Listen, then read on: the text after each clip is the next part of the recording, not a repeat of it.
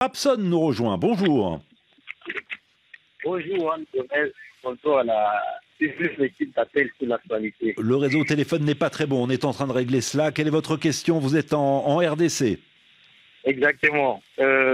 Google Traduction a annoncé l'arrivée des 110 langues. 110 nouvelles langues, Oui. et un quart d'entre elles sont africaines.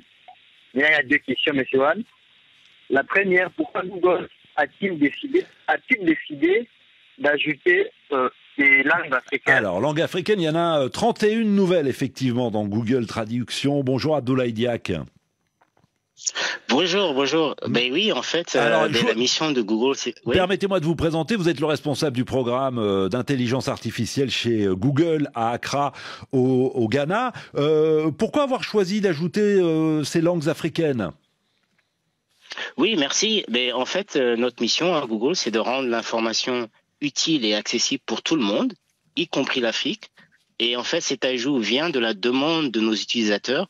L'intervenant est de la RDC. Il n'y a pas longtemps, on a rajouté le Lingala, qui est très utilisé. Ça fait depuis un moment qu'on nous demande d'ajouter la langue fon du Bénin et du Nigeria, le Wolof, le Fulfidé, le Tamazir, qui est parlé en Algérie et au Maroc, le Baoulé et même le Soussou et l'Afar. Donc, on a rajouté pas mal de langues, 31 en tout. Ce sont des langues qui sont parlées par des millions de locuteurs qui veulent avoir accès aux mêmes outils qui sont disponibles pour les gens qui parlent espagnol ou anglais. J'entends bien, Abdoulaye Diak, mais pour certaines de ces langues, elles sont surtout parlées et pas forcément écrites. Oui, tout à fait. Donc, pour l'instant, c'est de la traduction. Il y a encore énormément de travail à faire au niveau de la reconnaissance de la voix et de la synthèse aussi de la voix. Ce qu'on veut éventuellement, c'est que les gens puissent parler directement dans leur téléphone et avoir une traduction dans n'importe quelle langue. Mais on est aussi conscient de l'importance de préserver certaines langues, certaines cultures. Et c'est pour ça qu'on a aussi rajouté l'écriture Ko, par exemple, inventée en 1949 par l'écrivain guinéen Solomon Kanté, qui voulait valoriser les langues mandingues. Donc c'est une écriture unique qui est maintenant disponible dans Google Traduction.